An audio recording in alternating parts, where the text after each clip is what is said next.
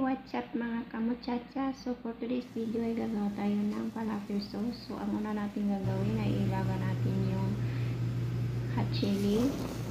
Ihawin natin yung tomato, dalawang tomato. So i-chop natin pag maluto na. So ilagay natin sa blender.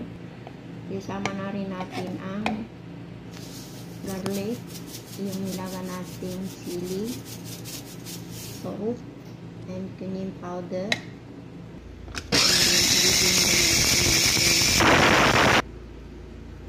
So ito na guys. So ayan, ready to serve na ang ating sauce falafel. Thank you guys. Thank you for watching. Bye bye.